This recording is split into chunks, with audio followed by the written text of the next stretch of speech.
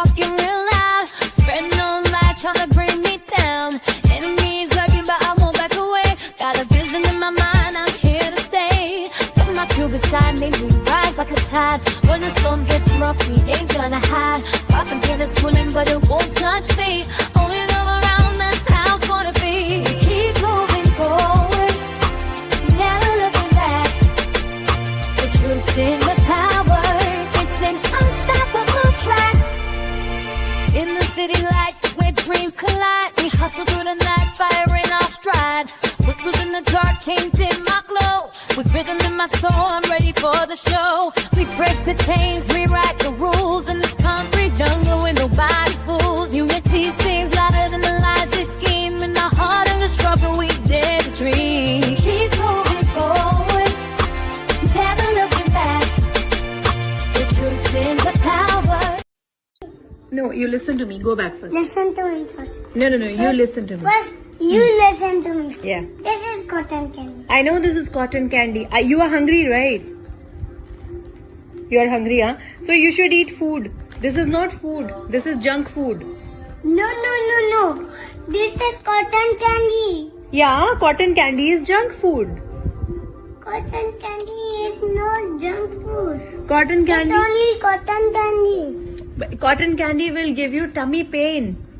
Cotton candy will not give tummy pain. I am telling you, it will hurt your tummy. It will not hurt my tummy.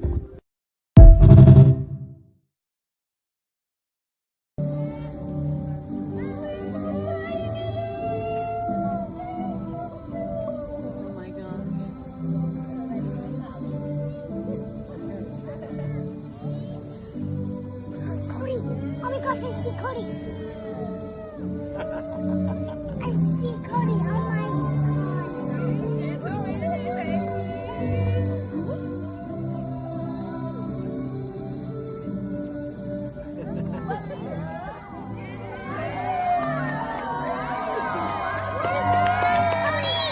Cody, your picture.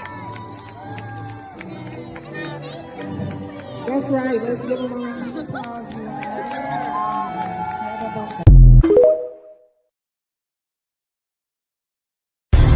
London, what you doing? What you mean you gonna move the paper with your mind? How you gonna move the paper with your mind? You be sounding crazy. There you go with that crazy stuff again. How you gonna move the paper with your mind, London? Let me see, cause I think you tripping. You not doing what the hell? You not doing that. You are not doing. Oh, she is not doing.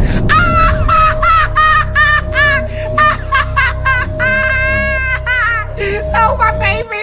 Oh, that's scary. Oh no, no, I know. No, I can't do this. I can't do this.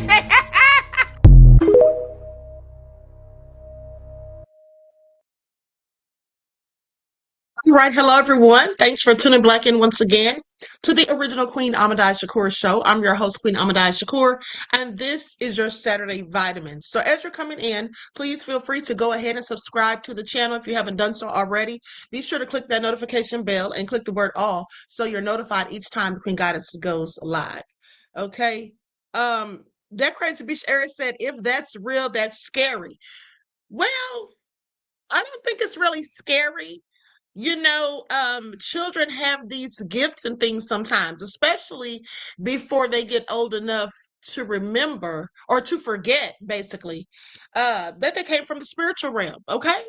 I used to practice telekinesis when I was a kid. I used to try to make the yellow pages in the phone book. I used to try to make those move by themselves. Okay. So with that all being said, and I absolutely do have spiritual gifts. Okay, so it's nothing to be afraid of. My mother was afraid of it too. My mother used to say I was a witch. She literally took me to church and had Pastor French pray over me.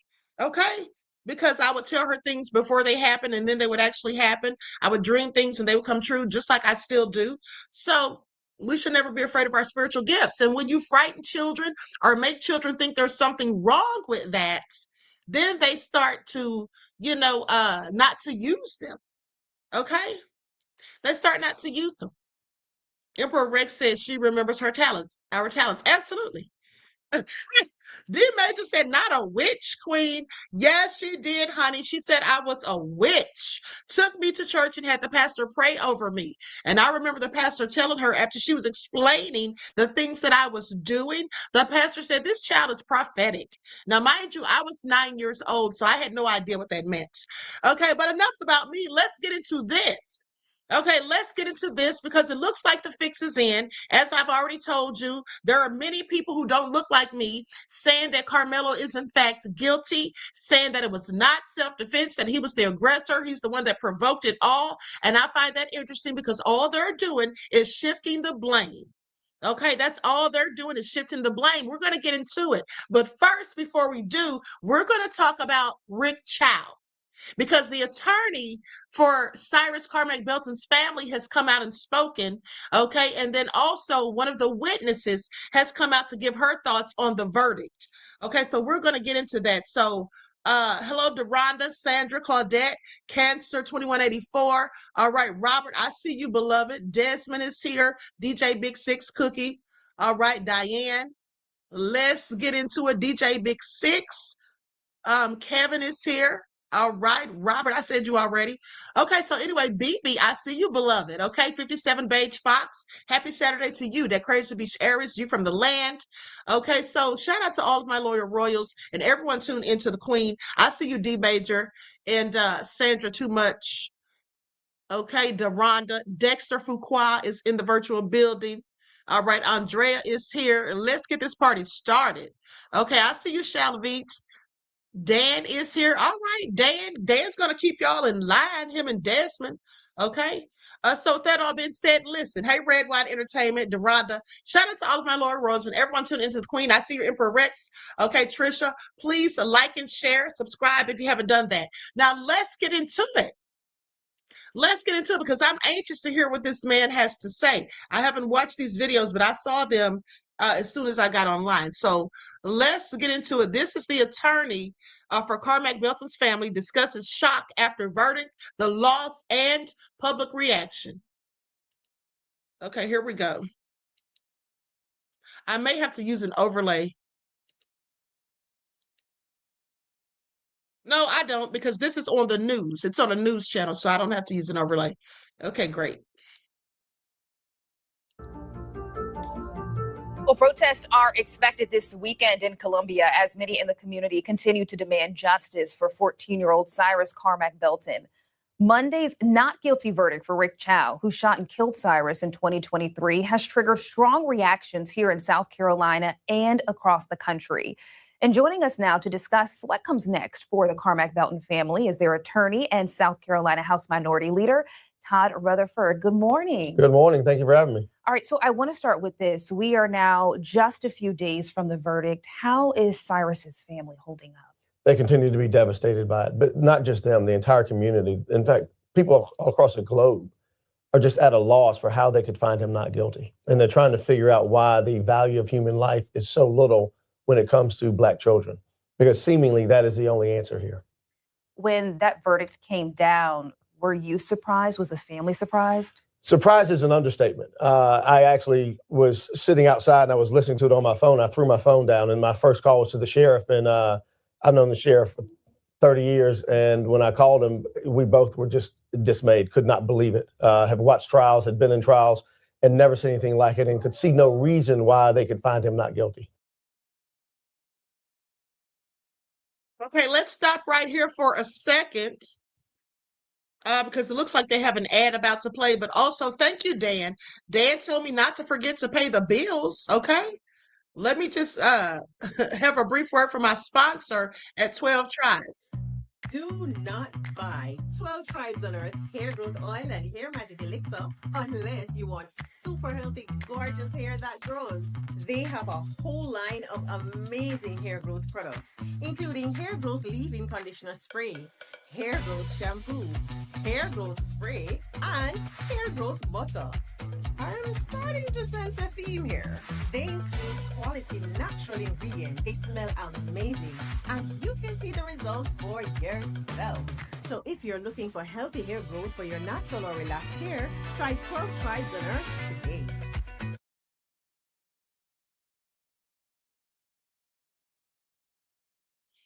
All right, so with that all being said, don't forget you can purchase 12 Tribes Hair Oil at Etsy.com. Just look for Lisa Crafts. You can also find it at Walmart.com. And don't forget that she also sells beard oil. And there's a sale going on right now for one of her special bundles, and it ends tomorrow. So make sure you get your supplies.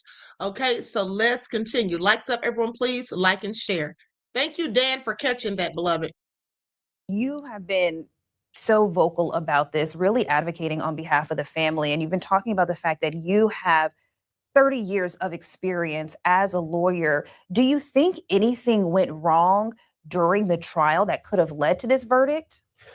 So I think that obviously something went wrong. I'm just not sure what it was. I didn't get a chance to talk to the jurors afterwards, but it looks like one of those scenarios where if you had two black men chasing a young blonde girl out of a convenience store and they chased her for 130 yards and shot her in the back, they'd be on death row.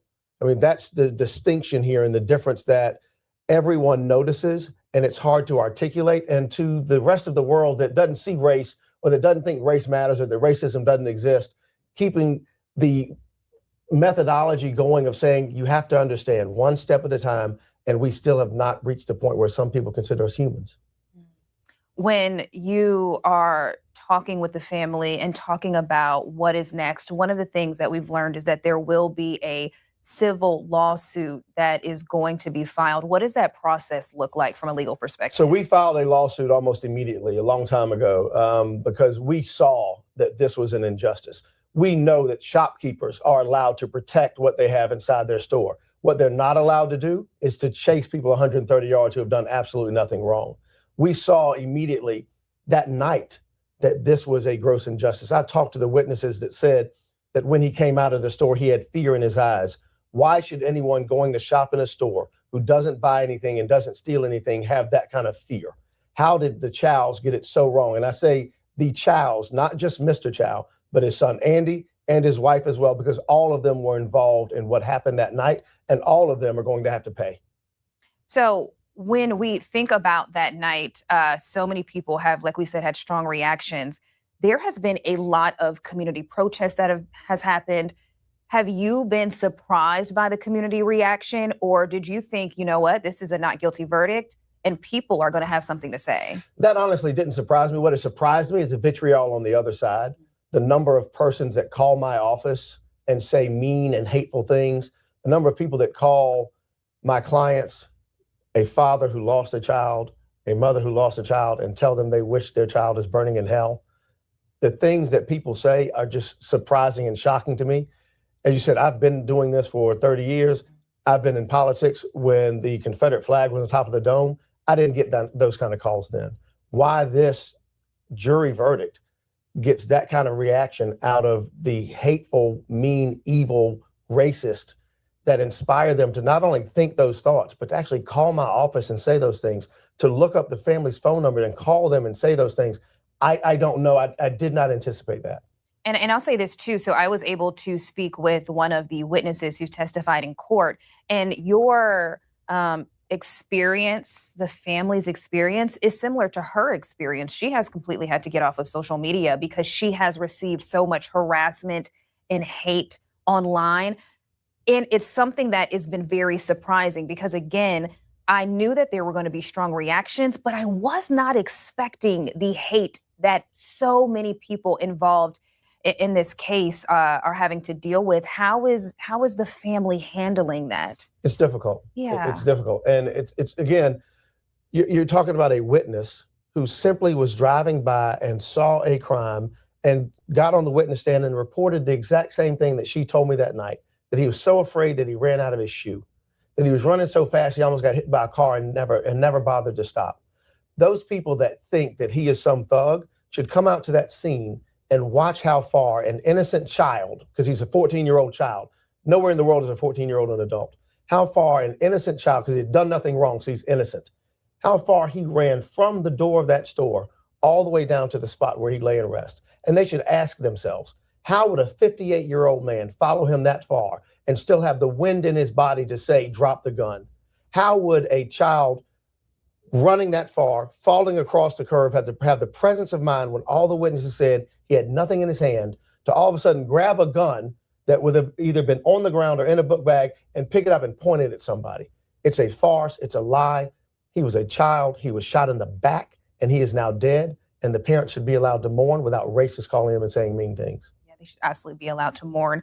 I want to talk about the protests that are scheduled for tomorrow. There is one protest that is going to be happening at the State House, another at the scene of the shooting.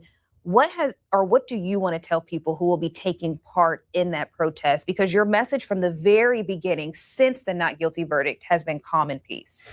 You know, it's one of those things where even calling it a protest is somewhat strange to me because I've been involved in politics and been involved in all this for so long. This is more of a vigil of a coming together so that people can ask repeatedly, which is how does this happen? What happened? What went wrong?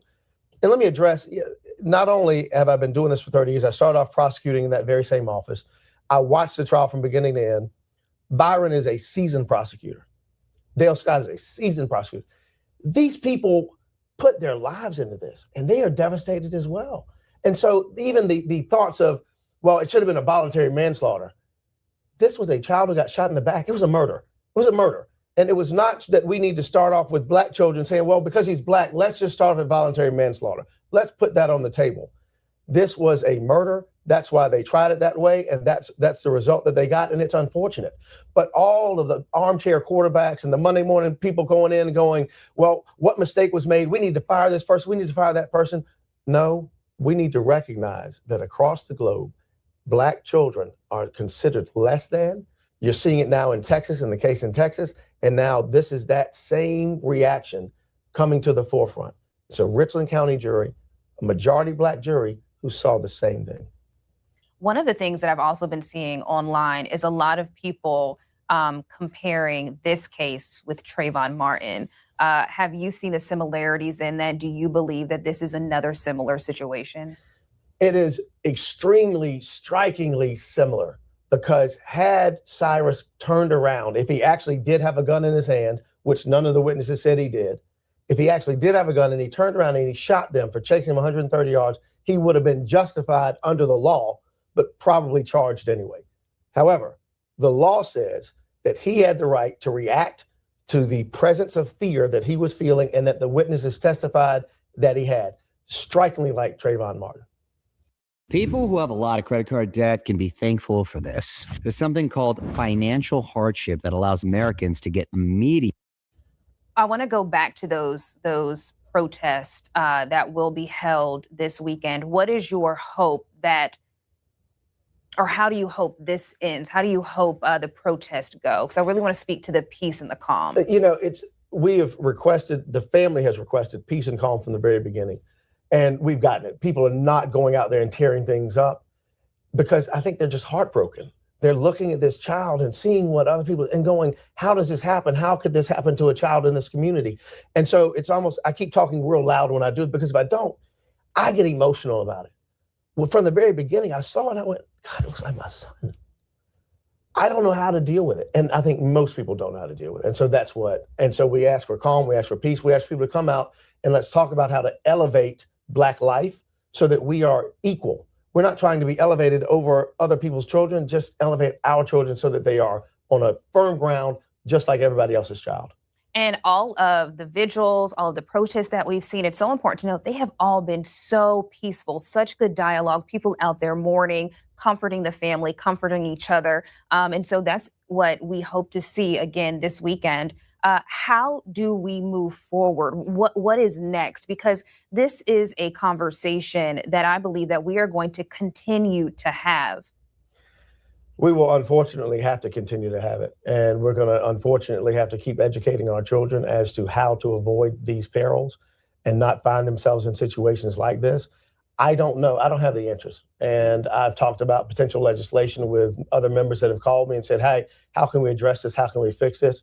I don't have the answers. And I know that, unfortunately, There's not an answer to every problem, but we've got to keep talking. We've got to keep talking about it. We've got to keep it on the forefront. We've got to lift this family up in prayer and make sure that they understand that the community is with them. Absolutely. Again, our hearts and prayers go out to every single person who has been affected by this. It doesn't matter what side of this you are on, a 14-year-old has lost their life. And so continuing to pray for that family. Now, we are going to put this interview on our website. That's WLTX.com.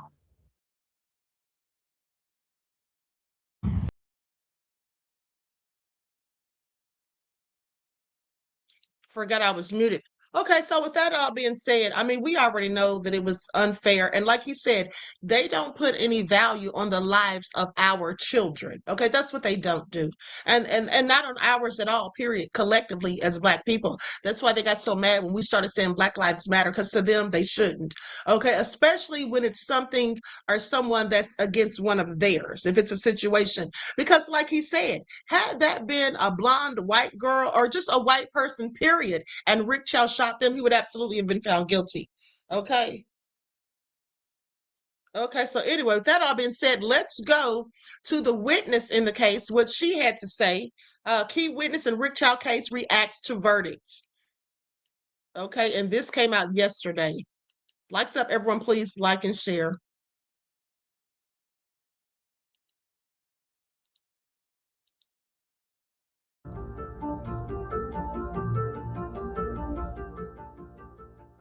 The Rick Chow trial has sparked intense discussion across the Midlands and beyond. Throughout the proceedings, jurors heard from several witnesses who were present the night Cyrus Carmack Belton was shot and killed. One of those witnesses was Jasmine Broadwater, and now for the first time, she's speaking publicly about her experience, the testimony she gave, and her thoughts following the verdict. Jasmine, thank you so much for taking the time to speak with us today. Thank you for asking me. My first question for you is, what was your reaction when you heard the not guilty verdict, and how have you been processing it since then? It's been a very disappointing, definitely disappointing. It was definitely a slap to everyone's face, not only just to Cyrus' family, but all of the witnesses, everyone who worked so hard, to bring justice to the family. But it definitely was a disappointment. You have testified in a case that has received a tremendous amount of public attention. We're not just talking about here in the Midlands, but really across the nation. And so my question for you now is, what was it like taking the stand and sharing your account in front of the jury and really in front of what seemed like the whole world? Navan, the #1 rated business travel platform, lets your team book work travel in one place: flights, hotels, cars, while staying within budget and earning professional rewards. Right now, they could be giving you $500 in. So to get on the stand, to relive that moment all over again, especially on the day of the 3rd year anniversary of Cyrus' death, that took a lot, to go on there, to speak on what I saw, how I saw everything go down, seeing Cyrus on the ground. It really was something that I didn't want to relive again, but going up there to speak my truth, to try to get Cyrus' family some type of justice, to let them know, like, yes, I saw what happened to your son. It takes a toll on you a little. Well, after everything you've been through, from the night of the shooting to testifying at the trial, how have you been? How have you been working through those emotions? What's it been like? Just staying off social media as much as I can. Of course, I did see some of the comments that some people have made about me and the other witnesses. I've been called a lot of names in the comments, stating that I wasn't telling the truth. There were people saying that I was lying under oath, that I didn't really see anything at all, or that I'm lying about who really shot Cyrus. So I've been doing my best to avoid social media, been trying my best to avoid responding back to most people in the comments. It was a lot of rude stuff, and how mean and hurtful the things that people were saying about me. And I have to keep in mind that they were not there. I was. And I have to live with this. They don't. So it's been taking a little bit of a toll on me, trying not to replay it over and over again. But after hearing the verdict, it's like you can't help but keep replaying it over and over again about what happened that night. How are you navigating this time? Did you think this would receive so much attention? Were you expecting to get some of the blowback and pushback for going up there and telling your truth? I did mentally prepare myself that I was going to get pushback for being on the stand, and also I already knew what I was signing myself up for, getting on that stand to speak the truth. I was not expecting it to go national at all. I thought this was just, it was right here in this moment, but I honestly, I didn't care if it did go national at all. I just wanted to go out there and speak my truth about what I saw, what happened that day. When you were in the courtroom and you were testifying, can you talk to me about what the atmosphere was like inside that courtroom? Definitely, you could feel the tension in the air. You could feel that a lot of people were holding their breath on, what I was going to say. I couldn't let my emotions get the best of me, because I knew if I let my emotions get the best of me, then of course it was going to be questioned more. Well, maybe she is lying. And I'm like, no, I'm not. And of course, when I seen Cyrus' mom for the first time and I seen the look on her face, I seen a mom that is hurt. And she wanted someone to, tell the truth about what happened, like speak up for my son. And I felt like in that moment, I was speaking up for her son, because, nothing can bring back Cyrus. And there's no money in the world or anything that can fill that hole in that mother's heart. She lost a child at the end of the day. And even though I don't have kids, I have a brother. I only have one brother. So if that was my brother, I would want somebody to speak up to tell us what happened. And I felt like I did the best I could to tell her what happened to her child that day that I witnessed it. So hopefully, I know it's not going to smooth her pain, but I'm truly am sorry that happened to Cyrus, because nobody ever expected to wake up and, wake up to see somebody get shot like that, especially in close range. So I truly am sorry for Cyrus' family, especially his mom. You witnessed something so tragic, so horrific. How has this experience changed you as a person? Definitely keeping my eyes open, watching my surroundings, and honestly, it showed me how the justice system is so messed up, especially seeing how all the evidence have been presented. All of us witnesses, we have all said the same thing. The medical examiner, just everything was right there. The videos from the store, everything was right there. And just to come back and say not guilty, that was a child at the end of the day. That Absolutely nefarious. Okay, Carly says, I really don't understand why that community didn't make a big deal about Chow's past situations with guns. Shaking my head, that part itches me off. Well, beloved, they weren't allowed to use that in the court. They weren't allowed to let the jurors know anything about that. It was likely deemed as prejudicial. Okay, so they kept that out because that's what they do. Okay, because that would definitely have impacted the verdict, in my opinion. Scoop says the justice system, not for us, it isn't. Absolutely. And they say justice is blind, but we know it absolutely is not. Okay, so thank you for your insight to the topic, beloved, and your contribution. I appreciate your peace, love, and blessings. It really changed me as into realize that our justice system, it's a lot of work that needs to be done. And especially in South Carolina has a real problem on their hands. And some change is going to have to be made. Imagine being able to build an app with your name on it just by thinking about it.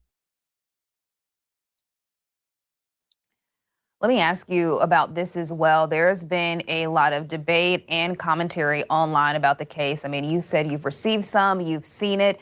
Is there anything you wish people understood about what you witnessed or your experience as a witness? I want people to understand that, you know, that's my first time ever seeing somebody get shot, especially in close range, and especially seeing that it was a child.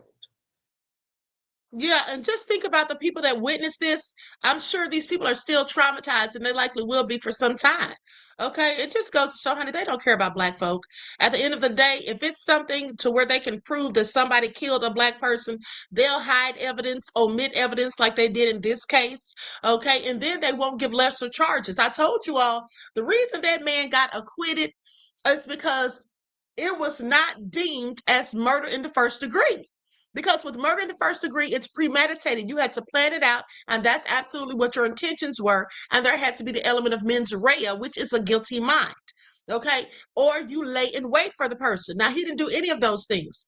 Now, he did have a guilty mind, in my opinion, but at the end of the day, they couldn't prove without, be 100% without a doubt that he actually had intentions of killing him, that he premeditated it. Because one could say that when he left the store and he had the gun with him, they could say that he planned to kill him then. Because to me, that's what he did. He'd already shot at people before, but of course they didn't know that. But at the end of the day, it seems to me that he did premeditate it, because why did you take the gun in the first place? And you ran that length of time to catch him. All you had to do was watch the surveillance footage. You would have seen he didn't steal anything. And even if he had stolen a bottle of water, is it worth someone's life? So the fact of the matter is, they didn't view it as premeditated. They may have viewed it as second degree murder, or voluntary or involuntary manslaughter, but they weren't able to choose from those because they weren't given those options.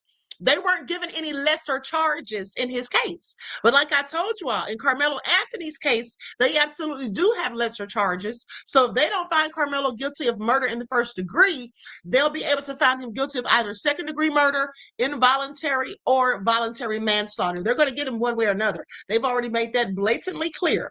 D. Major says in many cases, it's the injustice system. Shaking my head. It absolutely is. That's what it always is in our cases, in my opinion.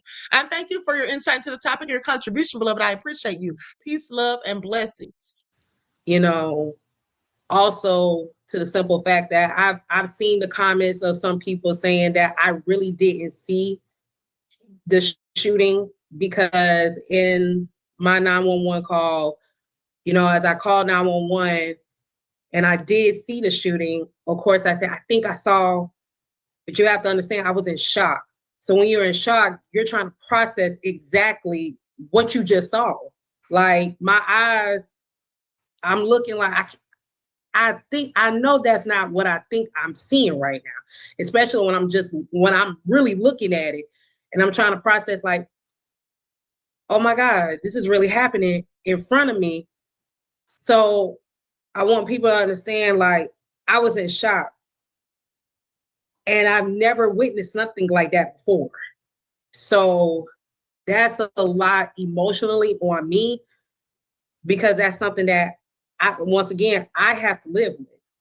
I have to, you try to push it to the back of your head not to think about it, but this is something that you cannot think about. I seen a grown man just shoot a child in the back. Another thing is how you can tell that they have so much hatred and disdain for Black people is because even though she got up there on the witness stand and told exactly what she saw, there were people that didn't have a clue as to what actually happened other than what they saw in the video. And the video showed that he didn't steal any darn thing. Okay, and that he walked out of the store peacefully, didn't start mess or anything. But they will still say that this lady is lying. Now, she was there on the scene. But they so desperately want to prove their case just to paint this narrative as if he deserved to die, that they basically are telling her she's lying, and they weren't there. Okay, they weren't there, clearly. So please pay attention. These people are wicked. And then calling the family, calling the attorney, leaving hateful messages, harassing this poor woman. I mean, these people really put a whole lot of time and energy into being nefarious. on my way of taking my family who was in town visiting me out to eat. And that's a lot to take in. And so it really changed me as a person. It really changed my look on the justice system, and just seeing that, you know, we can protest all day, we can scream all day about how, you know, changes need to be made, but if nobody's putting in the effort to make the changes, people like Mr. Chow is going to always get off on doing stuff like this. Yep. Jasmine, thank you so much for taking the time to speak with us about your experience. My heart's definitely with you, because what you witnessed back in 2023, definitely tragic. And so again, my heart with you as you continue to process this. Now, my friends, anything that you want to know about this case, we have been covering it from gavel to gavel. We've been covering this case since that shooting happened back in 2023. We have all of that right now on WLTX.com. And again, that's where you'll be able to watch this full interview.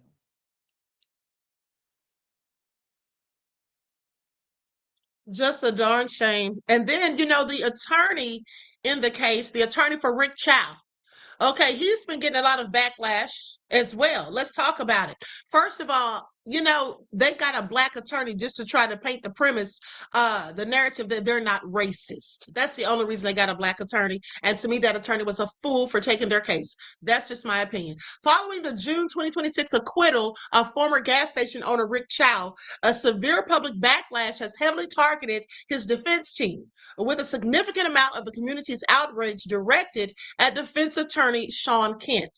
Now, as the prominent black attorney on Chow's legal team who delivered the final closing statement, Kent has faced an intense wave of personal and professional criticism from community members such as civil rights activists and social media users. Okay, and so the details of the backlash include calls for community boycotts. Critics and activists online have called for a total boycott of Kent's legal practice, urging the black community to no longer use his services. That's a given.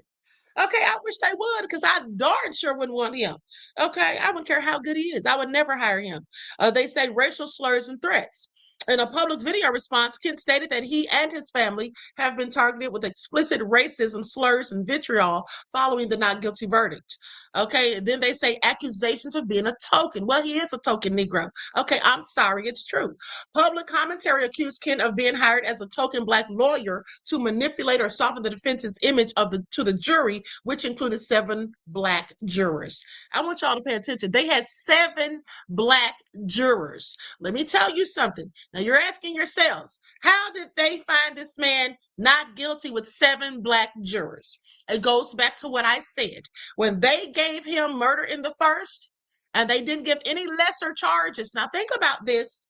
When the judge gives instructions to the jurors before they go to deliberate, he tells them exactly how you come to the conclusion, okay, what elements you need to find that someone is in fact guilty of first-degree murder. When he explained that to them, I'm sure, and let's just look it up. Even though I've already told you all, but let's just look it up. Because with that all being said, if they didn't see that he was guilty of it, that's why they acquitted him, because they probably felt like it was a lesser charge.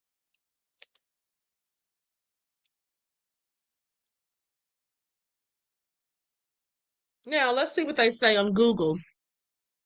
The AI says, first-degree murder requires 3 primary elements: an unlawful killing, specific intent to kill, that would include malice or forethought, or mens rea, like I said, a guilty mind, okay, and premeditation or deliberation. Alternatively, under the felony murder rule, a death that occurs during the commission of inherently dangerous felonies like arson, kidnapping, or robbery can also qualify. Okay, so the specific legal elements that the prosecutor must prove include mens rea, the killing was willful, intentional, and done with malice of forethought, meaning the perpetrator acted with an evil purpose or a total disregard for human life; premeditation and deliberation, the defendant planned, weighed, or reflected on the decision to kill before committing the act, proving it was not just an impulsive heat of the moment reaction. The law does not require the plan to be formed days in advance. Even a split second of reflection can satisfy this element in many jurisdictions. And that's my point. I told you it doesn't have to be planned out over days, weeks, or anything like that. You can literally plan to premeditate to kill someone in minutes. So, in my opinion, when Rick Chow left the store with a gun in hand and chased him all of that distance, I think he absolutely planned to kill him. Because what are you chasing him for? He didn't take anything. Okay, why are you chasing him when he's fleeing from you? He's not posing a threat to you or your son. All y'all had to do was stay in the darn store. To me, he wanted to murder him, and it was premeditated. Okay, and he should have been found guilty regardless as to whether or not there were lesser charges, in my opinion. Now, aggravating factors or felony murder. Okay, instead of premeditation, a murder can be elevated to first degree if it is committed during the commission of a violent felony such as rape, armed robbery, or whatever, or if it involves specific aggravating factors like targeting a police officer or using a method like poison. Let me tell y'all something. See, this is why Trump absolutely doesn't have any business trying to give money to those thugs that rioted at the Capitol, because they absolutely did target police officers, and there were people that died when they were in commission. So they not only committed murder, it's aggravating factors of felony murder. They all should have been in prison, okay? They should all have been in prison, and they all should have been charged collectively with the lives of the people that died, Ashley Babbitt and the officer Brian Sicknick, okay? But they didn't, because they're white, okay? And they're friends of the presidents, or they're allies of the president, shall I say. Okay, and so anyway, that's how that all goes. Please pay attention. Now, also, they have to have actus rea, which is the defendant committed an unlawful act that caused the death of a human being. Okay, so now with that all being said, let's go to this video where there's an Asian man who seems to think that the Asians should not be racist to Black folk. And like I said, there's a few Asians coming out and saying these things now. I just wish they'd done this decades ago. Okay, but now that there's a boycott, I think that's why they're coming out. This is just my opinion. There are already 1,000 Asian Americans chiming in on this app about that Rick Chow case. So I, as an Asian American myself, I'll just add this. I've said this before and I'll say it again. If it weren't for the Black American civil rights movement, we, Asian Americans, would not have been enjoying the rights that we are enjoying today. We owe them our gratitude. And Asian Americans have been operating their small businesses within the Black communities for decades. And so suddenly you're like, what? You feel fearful of the community that you have been profiting from? Get the fuck out of here. This whole anti-Black racism mentality that some of my fellow Asian Americans have needs to stop. Okay? And we Asian Americans have to call them out.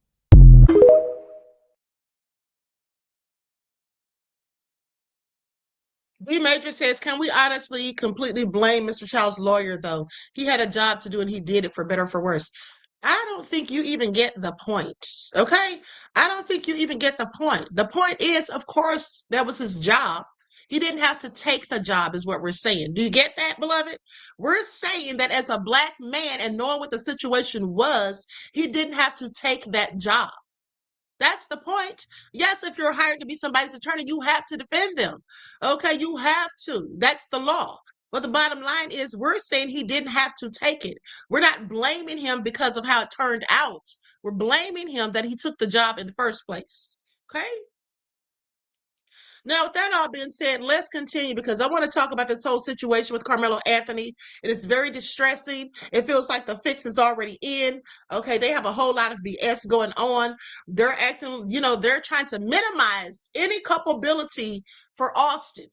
I mean, they literally are saying that Karmelo provoked it.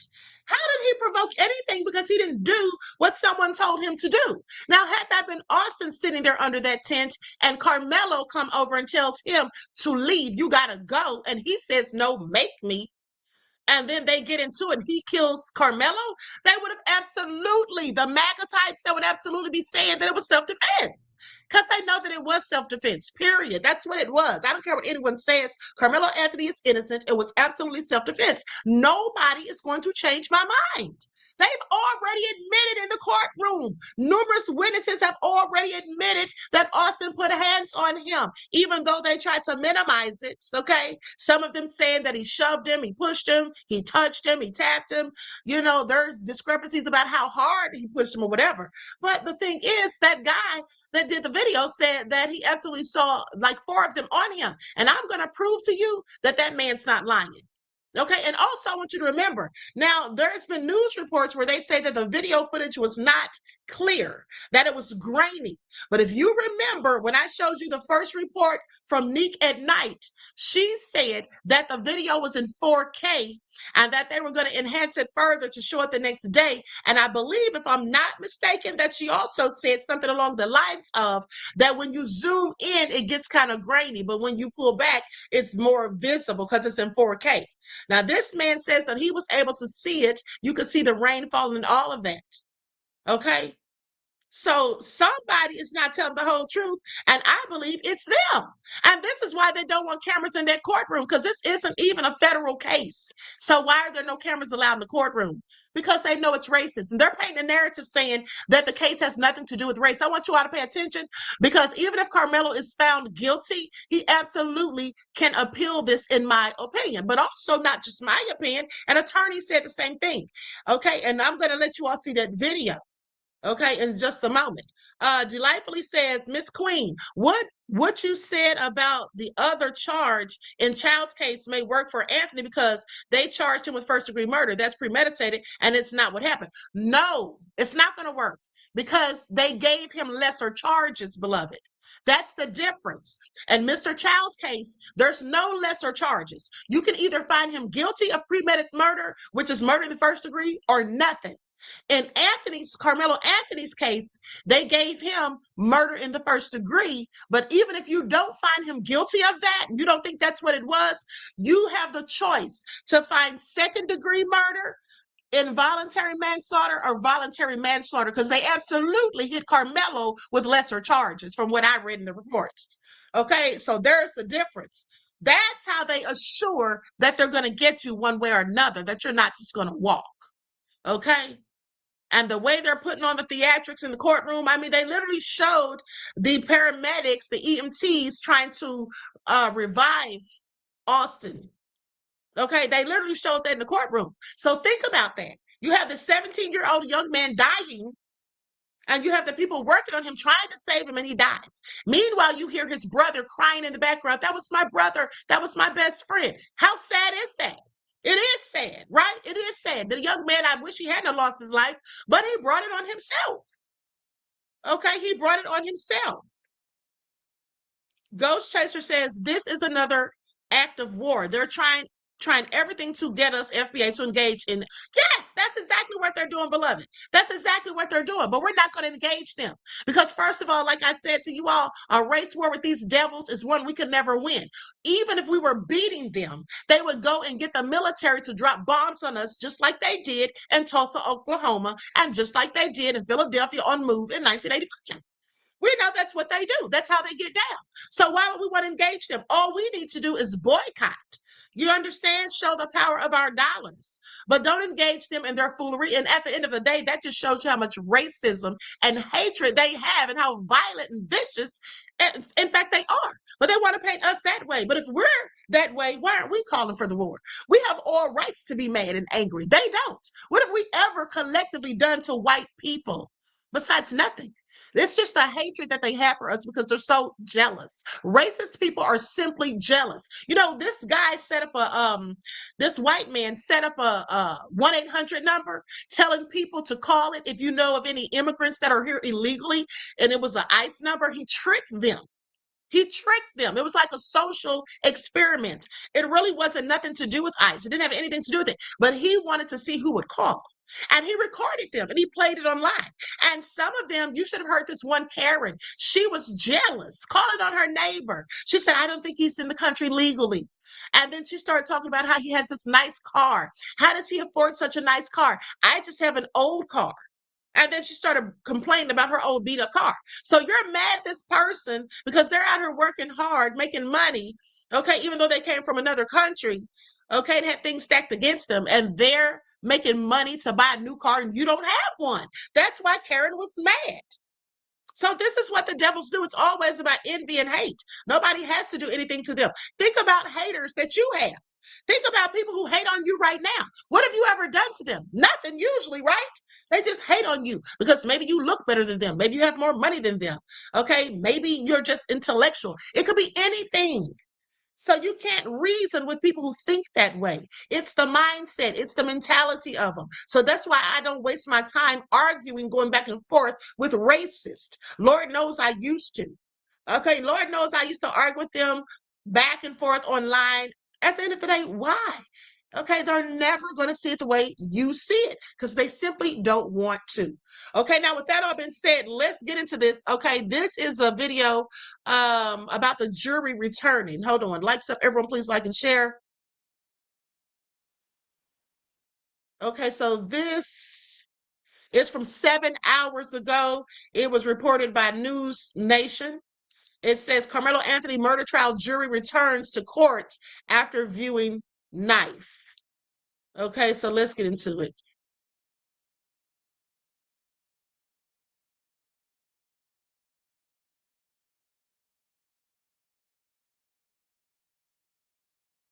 A jury is going to be returning for day 3 of a high-profile murder trial underway in Dallas's suburb of Frisco, Texas. Karmelo Anthony is accused in the fatal stabbing of 17-year-old Austin Metcalf at a high school track meet. The 19-year-old has pleaded not guilty, and News Nation's Leah Lando is here now. You can get us up to speed on everything that jurors have heard and what we can expect. Of course, this is a very racially charged story. Right, and very emotional day in court, as you can imagine. Jurors expected back in court this morning as testimony resumes in the murder trial of Karmelo Anthony. Friday, jurors heard emotional testimony from first responders, police, and witnesses who were at the track meet, where prosecutors say Anthony fatally stabbed 17-year-old Austin Metcalf. Investigators say the two teens went to different schools. They didn't know each other before this incident. Prosecutors say that happened under a team tent when Anthony stabbed Metcalf in the chest. Metcalf later dying at the hospital. Anthony was arrested and charged with murder. A Memorial High School track coach testifying that a team tent serves as a school's designated area during competition. So they compared it to a team bench in other sports. And he told jurors, quote, "You just don't go into someone else's tent uninvited." A Frisco firefighter paramedic testifying that when he arrived, Metcalf had no pulse and appeared gray. Jurors also watching body cam video from school resource officers who responded to the scene that day. And one officer testifying that after Anthony was taken into custody, he heard him say, quote, "I'm not alleged. I did it." In another video, Anthony can be heard saying, "He put his hands on me. I told him, don't put his hands on me." One officer testifying saying Anthony appeared emotional, at times sobbing while in custody. Another school resource officer testifying that a student witness helped investigators recover a knife near the scene, but they say that rain did complicate collecting the evidence. Jurors listening in to a 911 call from a teen witness who reported, "My friend just got stabbed. My friend is bleeding everywhere." The testimony and video evidence prompting, of course, emotional reaction inside the courtroom, including from members of Metcalf's family. In court scheduled to resume this morning.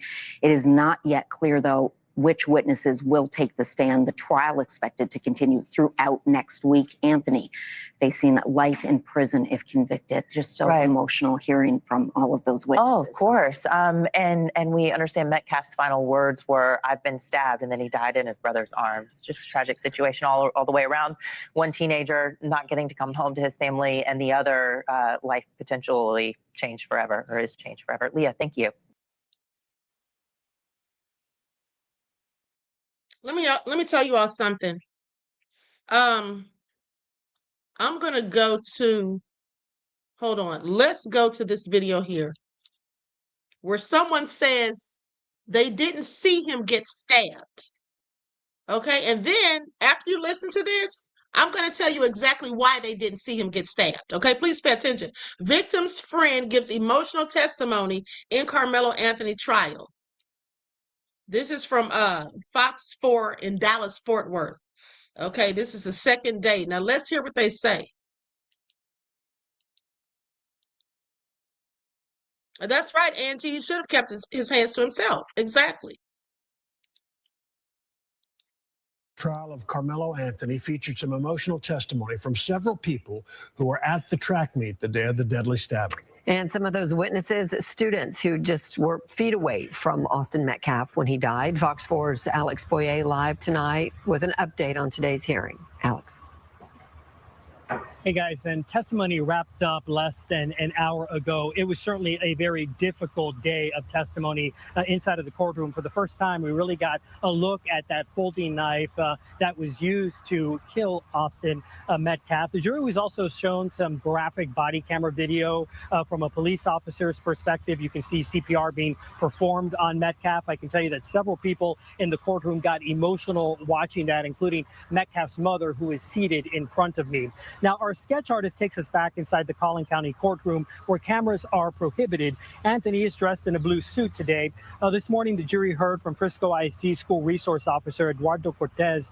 He took Anthony into custody at the stadium after that deadly encounter. Anthony was identified by witnesses who were following him and identified him wearing that Essentials Fear of God gray sweatshirt and dark pants. The jury also watched Cortez's body camera video.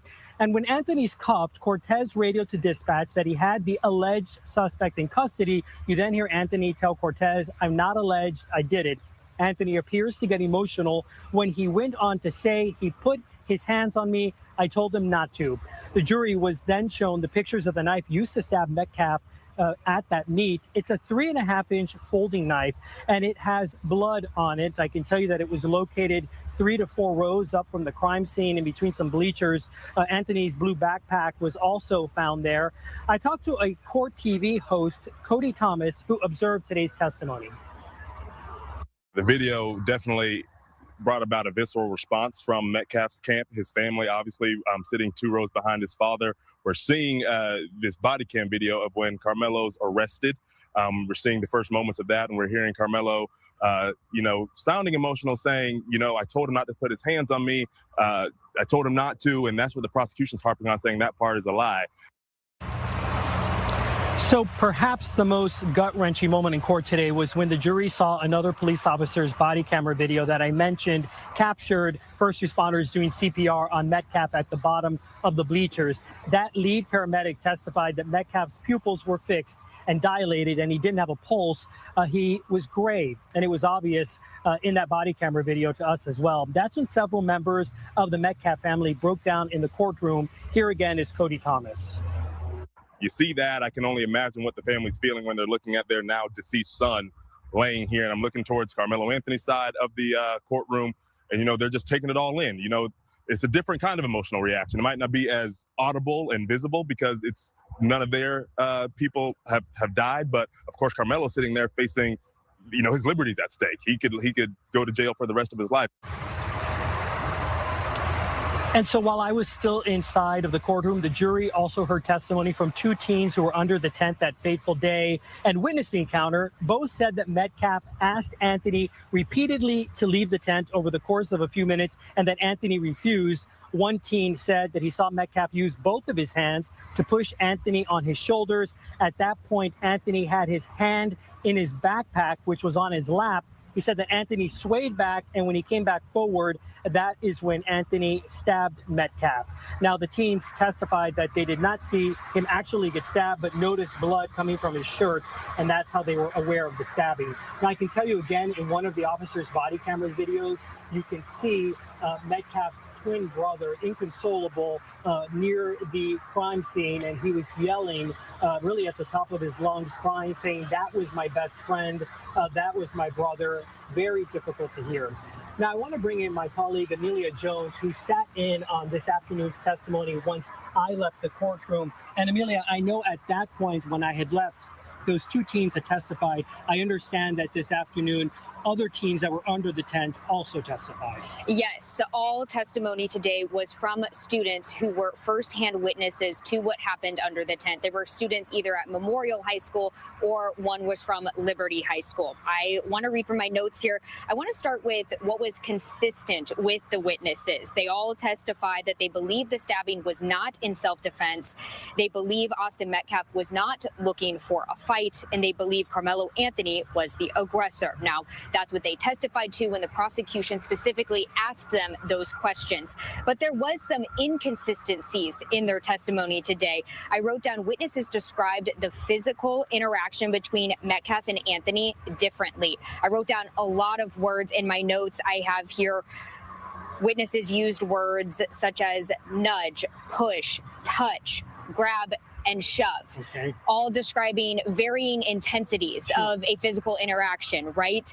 They also, yes, differed on how hard Metcalf physically touched Anthony during that altercation. I wrote down that I think it'll be interesting to see how the jury really processes that and how they understand and believe the interaction went down from the testimony that was presented. Now, of course, we have to hear the defense's witnesses, right? And what those witnesses have to say. So on the defense's side, during cross-examination, I took note that Anthony's defense team really highlighted the difference in size between Metcalf and Anthony. We know Metcalf was a football player, and one witness testified that Metcalf probably had about 50 to 60 pounds on Anthony. So the defense really honed in on the comparison of their size, specifically how Anthony was a smaller build and smaller in stature when this all happened. And so I think that line of questioning was consistent in the teen witnesses that took the stand.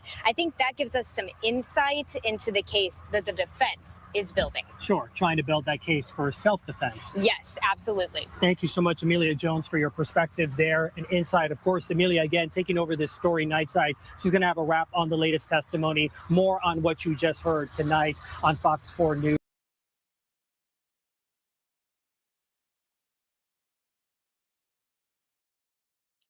So let me just tell you all this. There was an attorney on Fox. Like I said, I'm going to show it to you.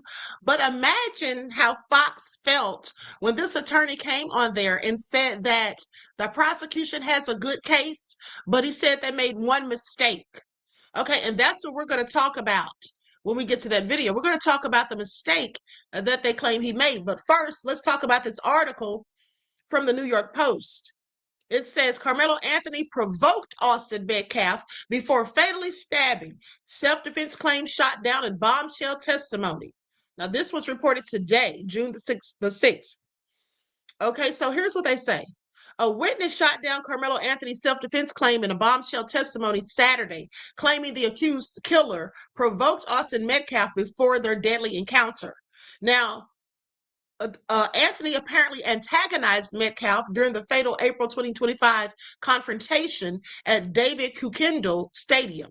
Now, the 17-year-old student told the Collin County, he told this to the Collin County, Texas courtroom.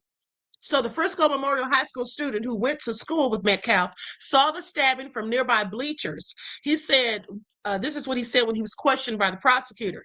Now, despite Anthony's claim that he whipped out a weapon to protect himself while being ambushed by Metcalf and his brother Hunter, the witness said he didn't see anyone crowding around the alleged murderer. So that's lethal force against non-lethal, he said, after proclaiming that Anthony, 19, did not act in self-defense. Now, I want you all to pay attention to something. First of all, the witness has no business saying that.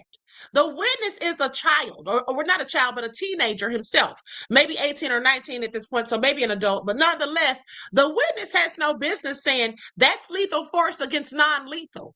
How's he going to proclaim that in court? First of all, is he an expert? Does he work in law enforcement? How could he know that? You see, the witness already is given speculation. Now, I wonder if the defense objected to that. Or did they not say anything? Because I'm wondering about what kind of job the defense is actually doing. Okay, are they in on the fix? I just have several questions. Now, the witness said he believed Anthony, a student at Frisco Centennial High School, had refused to leave the rival team's tent. He was horrified when he saw Metcalf suddenly covered in blood. Okay, please pay attention. He said he was horrified when he saw Metcalf suddenly covered in blood, collapsing to the ground, a sight which set him and other students fleeing in terror. according to the witness. You don't expect someone to get stabbed at a track meet. This is what he said when asked if he was surprised by the unprompted act of violence. Unprompted?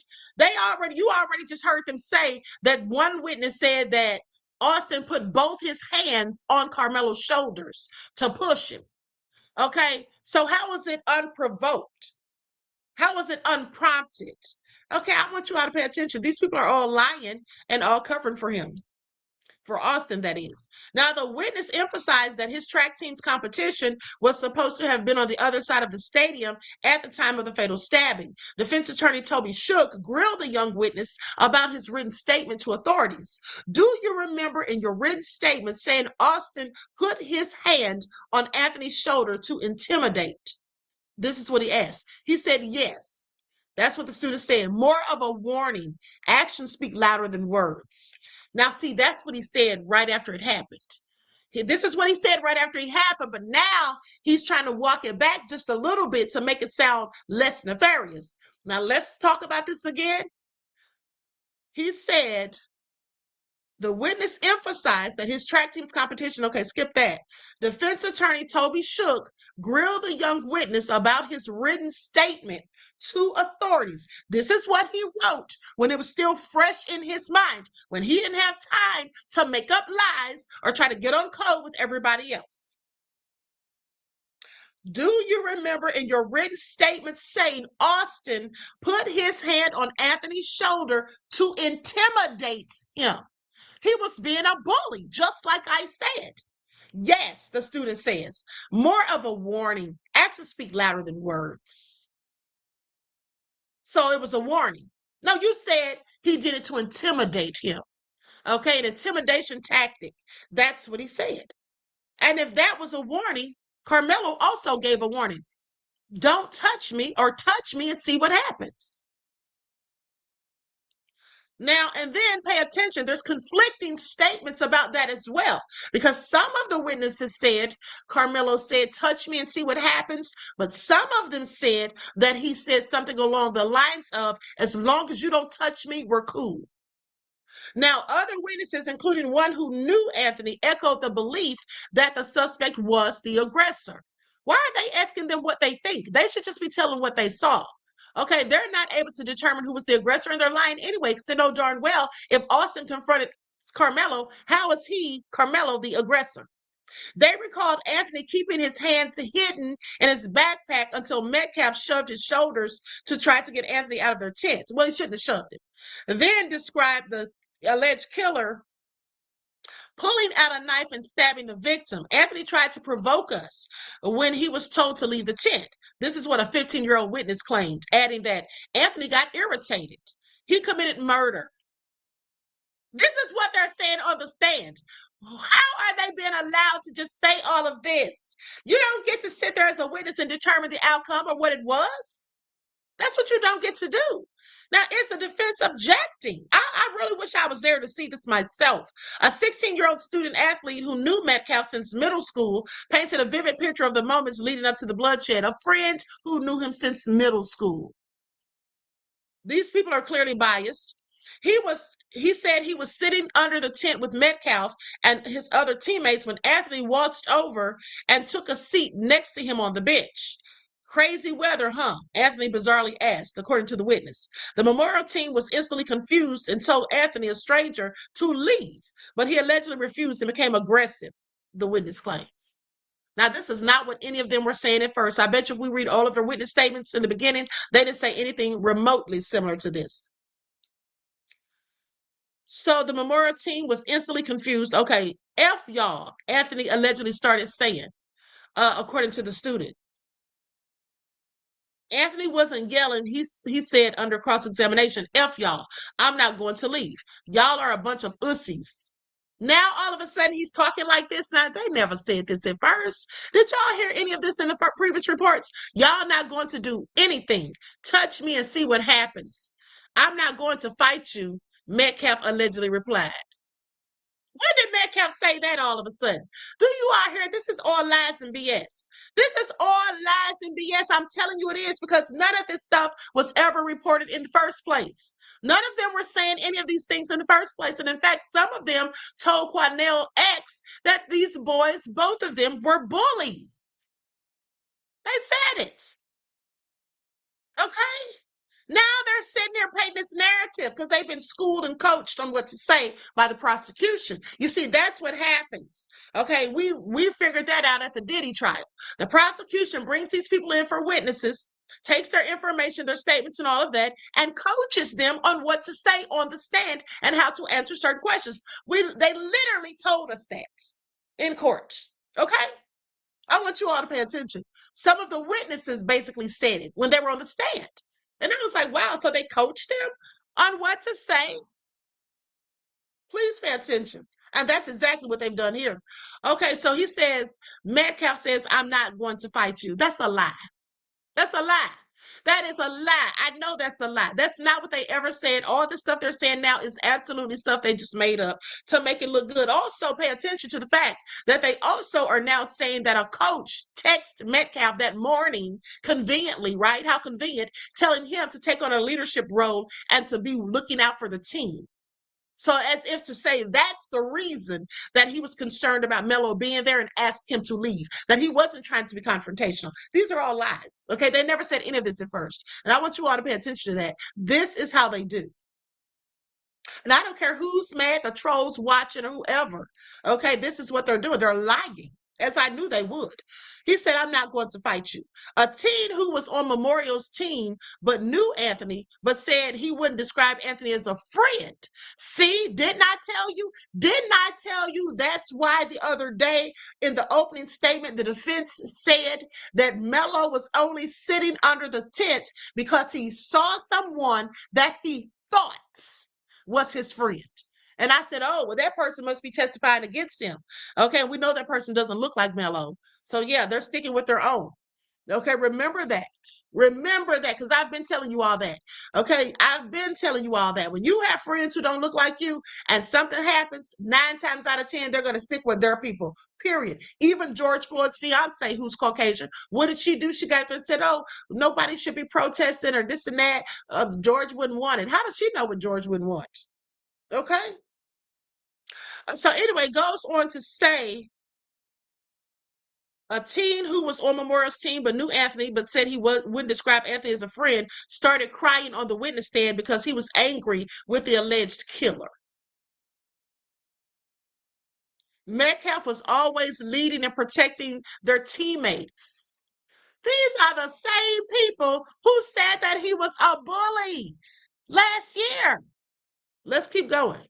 Testimony in the expected 2-week trial kicked off Thursday after a jury of 18, including 6 alternates and 2 Black panelists, was selected. Despite backlash from Anthony supporters, Judge John Roach Jr. Determined the decision to rule out the 3 Black prospective jurors, saying that it had nothing to do with race, but the fact that they were all educators. So that's why they didn't let those Black people on the jury, because they were all educators, not because they were Black. And then basically they said that this case really doesn't have anything, the facts of the case don't have anything to do with race. Now we know that's all lies and BS. Over the course of the trial, prosecutors expect to call 35 witnesses to the stand. If convicted, Anthony, who has been out on bond since the stabbing, faces life behind bars. And that's what they're going to give him too. If they can get this conviction, okay, it's exactly what they're going to give him. But let me just tell you all something though. Here's why I say Karmelo Anthony is innocent. First of all, because the footage shows that he was touched first, he was pushed, shoved, that they threw Hunter. Why aren't they bringing this up? This is what I'm waiting on. Why haven't they said anything about the fact that Hunter initially said that he grabbed Anthony's backpack and that Austin threw it? So I want you all to pay attention, because they're saying that Karmelo was sitting down, Austin walked over and put his hands on his shoulders and shoved him, and then Melo took out the knife and stabbed him. Now, mind you, they say that they didn't know he was stabbed. Austin didn't even know he was stabbed. You know why Austin didn't know he was stabbed? Does anyone want to guess? Put it in the chat if you know why Austin didn't know initially that he was stabbed. Someone put it in the chat, because I'm going to tell you in a minute exactly why I think he didn't know. I'm going to tell you exactly why I think he didn't know. Now, let's talk about it. Here's the thing. Let's talk about Texas stand your ground laws. There you go. There you go. Queen C, Prisha. His adrenaline was high. And why was his adrenaline high? You see, I should have been Karmelo's lawyer. Okay, because I don't know how good of a job they're doing. My question is, why would his adrenaline be high? If he was not trying to fight, he was not being confrontational, he was just being a leader. His adrenaline was flowing, rushing through his veins because he was amped up, he was hyped. He was being a whole bully, he was being intimidating, and all of that. And he was in the throes of a confrontation physically. That's why. That's also why I'm going to save that part till later. I'll let you all know. But hold on. Texas is a stand your ground state. So under Texas Penal Code, a statute 9.31, you have no legal duty to retreat from a threat before using force if you are lawfully present in a location and are not the initial aggressor and are not engaged in a criminal activity. Karmelo was not engaged in any criminal activity. He was lawfully present at the location. They can say he shouldn't have been under the tent, but there's no law. There's no law that says he couldn't be under that tent. And if you've ever been on track or ever gone to a track meet, you know that the students be under each other's tents. And also they said that a coach had told Melo he could go under the tent. I don't know if that's true or not, but nonetheless, there was no law that he shouldn't have been there. Okay. Second, you are not the initial aggressor and are not engaged in criminal activity. Okay, I'm sorry. Now listen to this. Further goes on to say, no duty to retreat. You do not have to attempt to escape or retreat before defending yourself. Before defending yourself. This is for the people who keep saying, well, why didn't he just leave in the first place and rather than leaving after he stabbed him? Well, that's because Austin put his hands on him, though. He wouldn't have stabbed him had he not touched him. Okay, but you do not have to attempt to escape or retreat before defending yourself in a dangerous situation. Now, reasonable belief. The threat must be imminent, and you must reasonably believe that force is immediately necessary to protect against unlawful force, death, or serious bodily injury. If all four of those people jumped him, like it has been said, they said it was the two white guys, Hunter and Austin, the brothers, and then it was obviously two black guys because they said one of them was lighter skinned and the other one was darker skinned. They also said that one of the black guys was really good friends with Austin. He was yelling at Melo after he realized that Austin was cut or stabbed.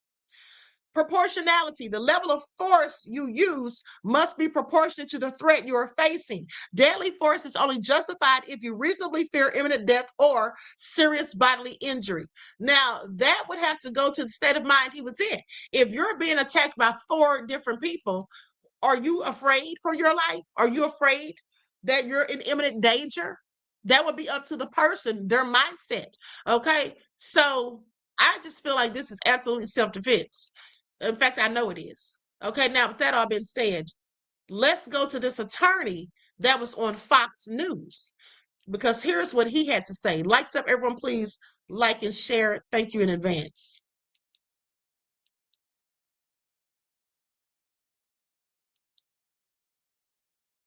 And you can see all the racist, hateful comments. Okay, that's why those devils are not going to be able to post in my comments. Please, they can miss me with it. Now from Fox, and we want to switch gears here and pivot to a case that has really grabbed the nation's attention here. I want to bring this post from Fox 4 News up on your screen here.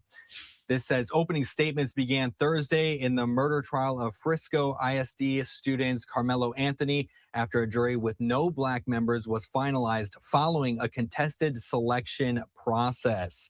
So we want to bring you here what we know of the latest with this trial, as it will be going on to day 2 today, as opening statements began yesterday morning in the murder trial of the Frisco ISD student accused of fatally stabbing another student at a track meet. Karmelo Anthony, now 19 years old, faces a murder charge in the death of 17-year-old Austin Metcalf. Police said Anthony and Metcalf got into an argument over seating in a stadium stands on April 2nd, 2025, which escalated when Anthony allegedly stabbed Metcalf in the chest with a pocket knife. The trial is expected to last approximately 2 weeks. If convicted, Anthony faces a maximum sentence of 5 to 99 years or life in prison. Now, to talk more about this and to break down the latest of the case, we want to bring in Mark Astor, a criminal defense lawyer and former prosecutor, onto the program here. Mark, thank you so much for joining us this morning. So we heard opening statements yesterday. Anthony faces a murder charge, and the defense is claiming self-defense. What evidence throughout this trial is going to be crucial, as we've already started to see some testimony yesterday from coaches? What evidence here is going to be crucial for the jury members? Yeah, well, obviously, first and foremost, I think this is the only defense that, the defense has of self-defense. If you read the police report, it's right there in black and white. They're claiming self-defense. So obviously, the prosecutor is going to start bringing in eyewitnesses, people who saw this, people who saw the defendant flee from the scene. So we'll have some of the other students. We might have some of the teachers. We're certainly going to get the law enforcement officers who were on scene. The police report indicates that at least one of them had contact with the defendant.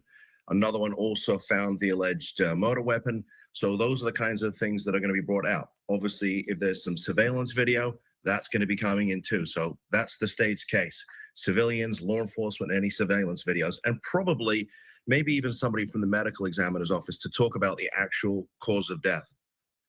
And for a self-defense case, what needs to happen to be able to prove that for self-defense, especially when it escalates to a point where somebody died?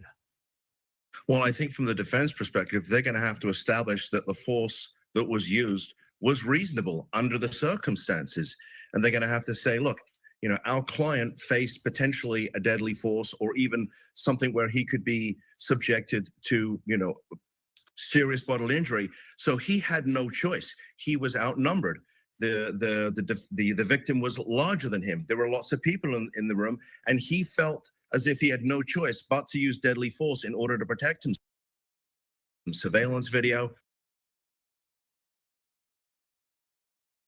I forgot I was muted. Okay, let me wind that back because they said he felt he was outnumbered. Okay, please pay attention. And then someone said in the chat, somebody that I just blocked, they said that Karmelo never said in the beginning in the police statement that he was outnumbered. Did they read the police statement?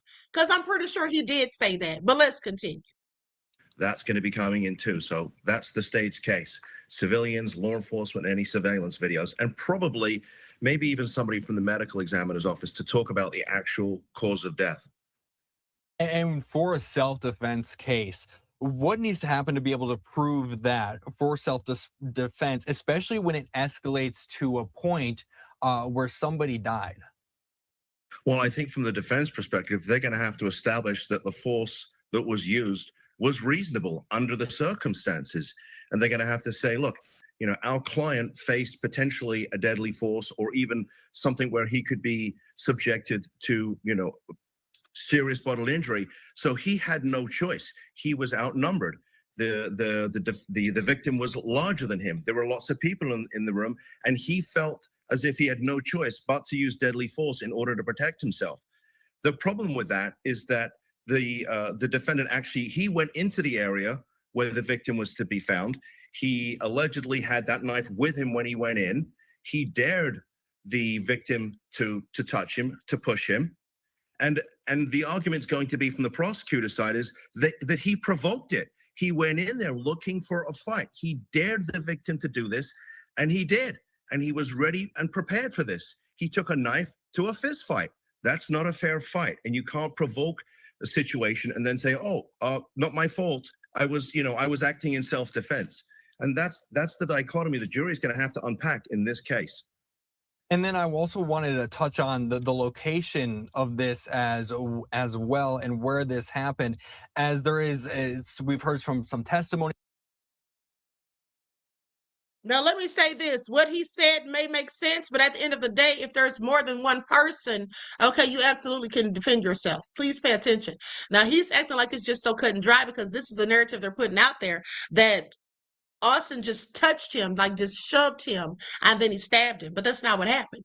Okay, that's absolutely not what happened. And you're going to see how it all makes sense in a minute. Yesterday Keep going. about what this revolves around in this tent there at this track meet. So we heard from a Memorial High School coach, Robert Starr, who took the stand, and he explained to jurors that a tent at a track competition typically, quote, marks your spot. He said it's similar to team bench for sports. So what this case involves escalating from a seat dispute that we're getting from a Fox 4 report, how could we see testimony from coaches and other athletes really affect this case? And when it comes to something like where this happened, especially when they're saying with this tent, that kind of almost in some way marks a territory. Have you seen the average auto insurance rate in Georgia? It's crazy. I don't know how.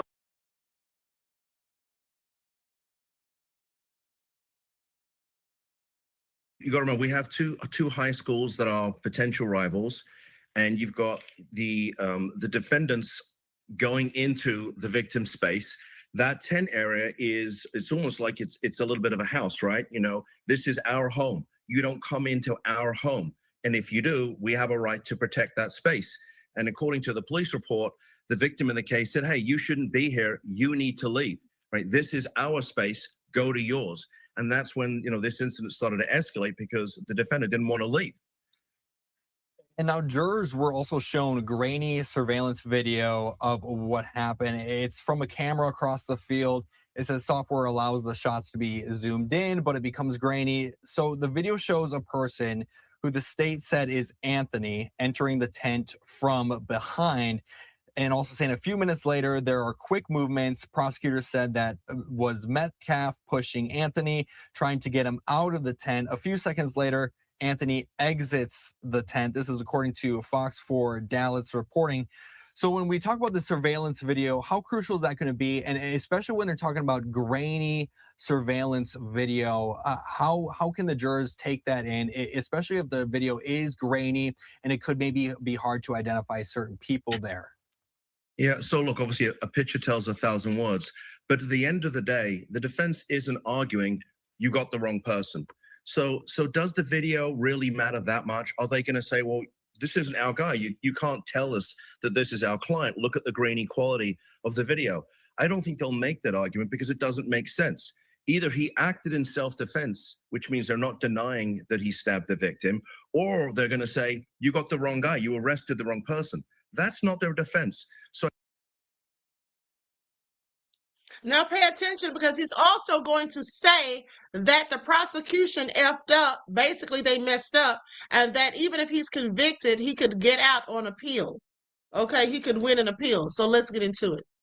I don't think the quality of the video is really going to make that big of a difference, to be quite honest with you. It helps, it helps the prosecution, but is it really the case that we're arguing about? I mean, no one's denying that this happened. It's just, are we going to legally excuse it with the self-defense defense? And now legal experts have been commenting with Fox 4, our affiliate over in Dallas, saying the prosecution had a strong start yesterday.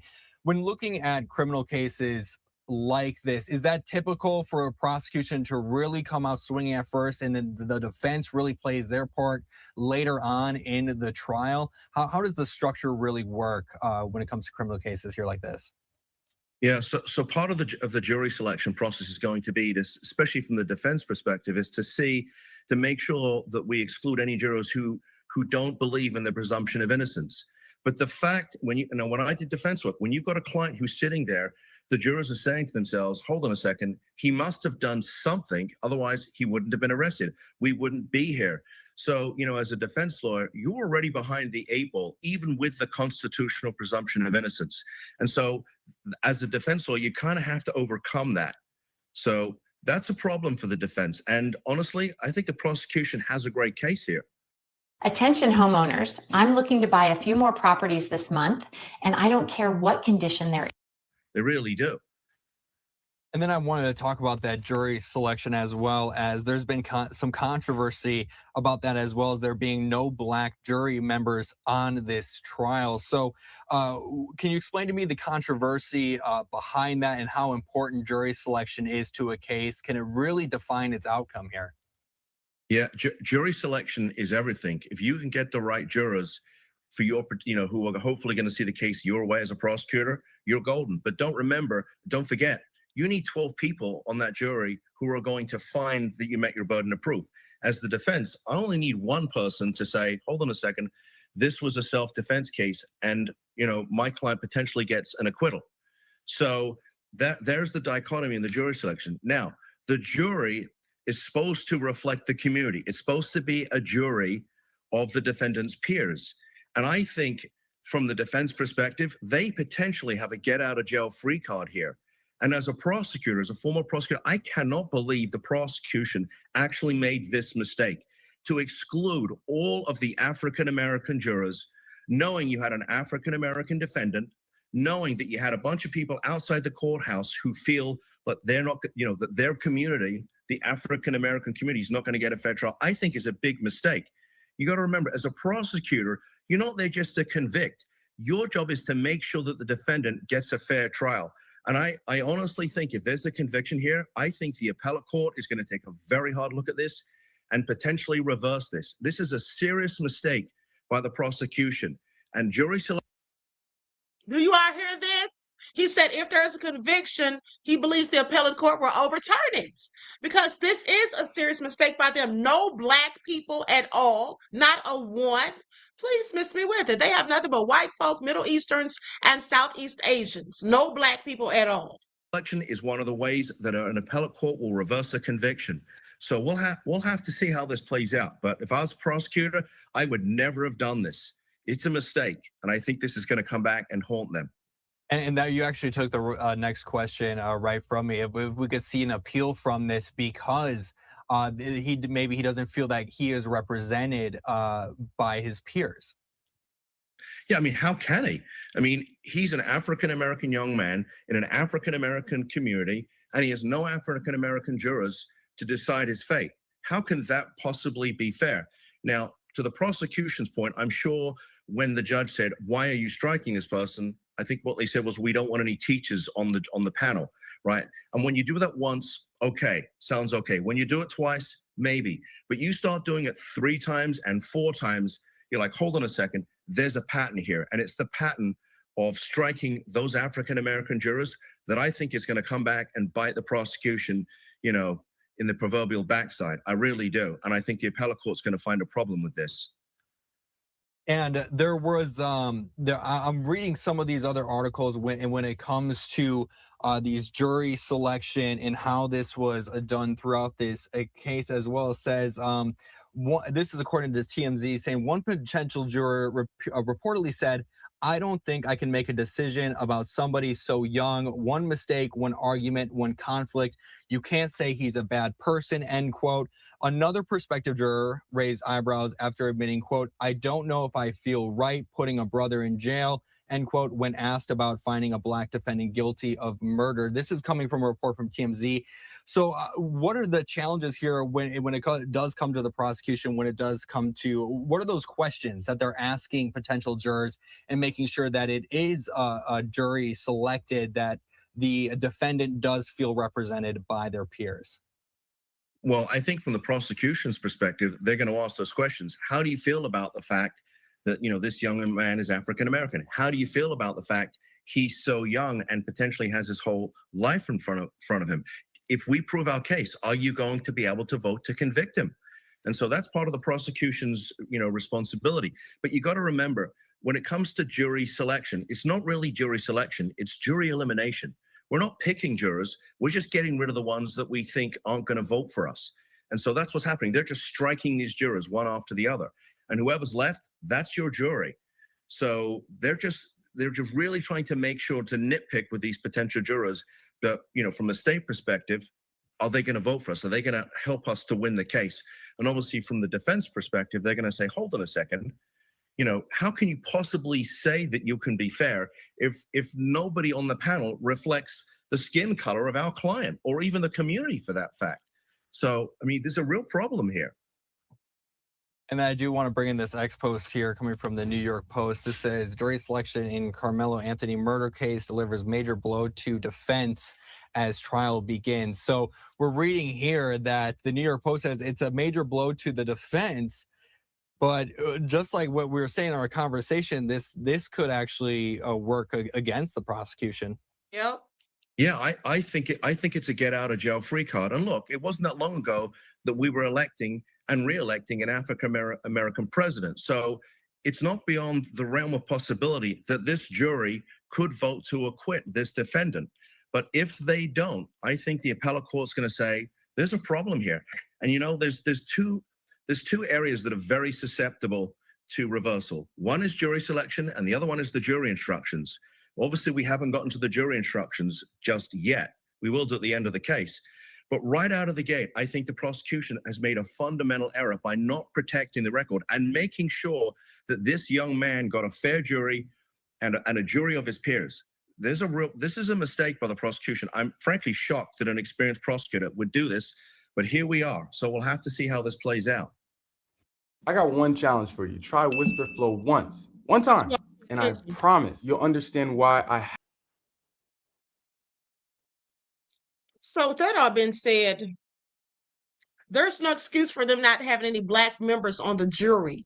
Now, what they tried to do, as I told you all, you see, they knew that if they struck all those jurors just because they were black, that they could absolutely get an appeal, that Melo's team could get an appeal, because that would definitely be biased. But what they did was they specifically told the judge that basically there's no need for black people to be on this jury because this case isn't about black and white. It's not about race. It's about the facts and the evidence. And also, we're not striking them because they're black. We're striking them because they're teachers, because they're educators, and that makes them close to the case.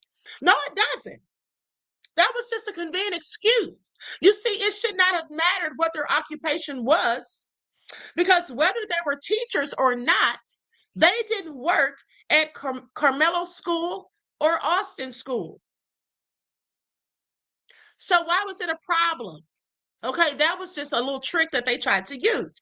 But hold on, let's see what some people had to say about this. Likes up, everyone, please like and share. And they surrounded Karmelo. You know, if you're Karmelo, and they showed it on that video. Now, you all have already seen this video. I showed it to you days ago, but I want you to watch this again. Now, I don't know if this man's telling the truth, but he gave a whole lot of details to be lying. Okay, so with that all being said, let's listen very closely to what he said, okay, to see if it makes any sense. it's on the video. Okay, come on. You can see him walk I'm gonna up. say little And stuff. I'll put it this talk. way. Okay. They actually tell you when you're watching the video, pay attention to this corner right here, because if you look anywhere else, you might miss different things. Okay. So watch those four. Here, there are four right there coming up. Right. That's exactly what they say. Okay. And so you have no way to be confused that it's those four. Okay. So they come up, they surround them, and this immediate moment of. He said four. They come up and they surround him. The four he's talking about are Austin and Hunter, the twins, and then two black teenagers that were friends with them. One was light-skinned and the other one was darker. Okay? Not even a few seconds of pause, then that's when they jump. And so they was, actually did jump him. Yeah, it wasn't just no touch. It wasn't just all that moment. Yeah, it was a push. It was all kind of things. But Austin pushed, Hunter hit, and then everybody swung.